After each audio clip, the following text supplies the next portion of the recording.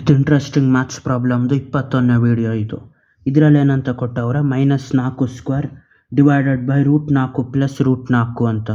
ಇದನ್ನು ಯಾವ ಥರ ಮಾಡೋದು ಅಂದರೆ, ಮೈನಸ್ ಹಂಗೆ ಮುಂದೆ ಉಳಿದಿರ್ತದ, ಇಲ್ಲಿ 4² ಆಗಿರ್ತದ, ಇಲ್ಲಿ √4 ಪ್ಲಸ್ √4 ಅಂದರೆ 2√4 ಆಯ್ತದ. 4 ಬರಿಬೋದು, 2 ಟೈಮ್ಸ್ ಆಫ್ 2 ಅಂತ ಬರಿಬೋದು, ಇಲ್ಲ 2² ಅಂತ ಬರಿಬೋದು.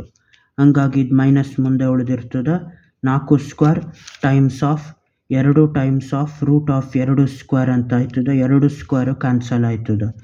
ಈಗ -4² 4 ಟೈಮ್ಸ್ ಆಫ್ 4 ಅಂತ ಬರಿಬೋದು, ಇದು 2 ಟೈಮ್ಸ್ ಆಫ್ 2 ಅಂತ ಬರಿಬೋದು ಇದನ್ನು.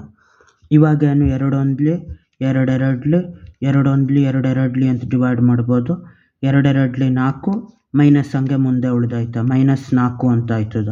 ಇದು ಪೂರ್ತಿ ಸಿಂಪ್ಲಿಫೈ ಆದಮೇಲೆ ಅದೇ ಥರ ಈ ಪ್ರಾಬ್ಲಮ್ ಮಾಡಬೇಕು.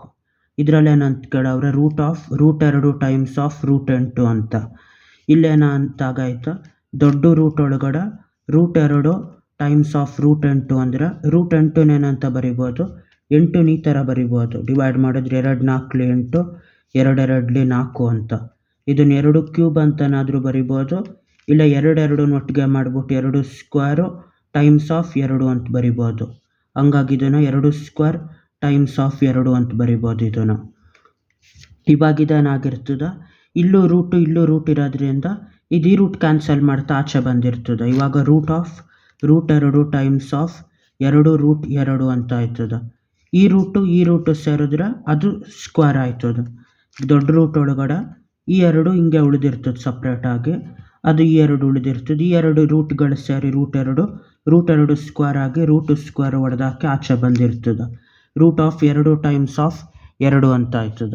ಅಲ್ಲಿಗಿದನು √2² ಕ್ಯಾನ್ಸಲ್ ಆಗಿ 2 ಉಳಿತದೆ. ಇದು ಪೂರ್ತಿ ಸಿಂಪ್ಲಿಫೈ ಆದಮೇಲೆ ಬರೋದು 2 ಅಂತ. ಅದೇ ಥರ ನೆಕ್ಸ್ಟ್ ಇನ್ನೊಂದು ತಗೋಬೇಕು. ಈ ಲೆಕ್ಕದಲ್ಲಿ ಏನಂತ ಕೇಳೋರು, √5 ಪ್ಲಸ್ √5 ಡಿವೈಡೆಡ್ ಬೈ √5 ಅಂತ. ಇದು ಪೂರ್ತಿ ಸಿಂಪಲ್ಲು. 2 ಸತಿ √5 ಕೂಡಿರೋದ್ರಿಂದ 2√5 ಅಂತ ಆಯ್ತದ. ಇದು ಕೆಳಗಡೆ ಏನಾಯ್ತದ, √5 ಅಂತ ಆಯ್ತದ. √5 only ಅಂತ ಡಿವೈಡ್ ಮಾಡಬೇಕು.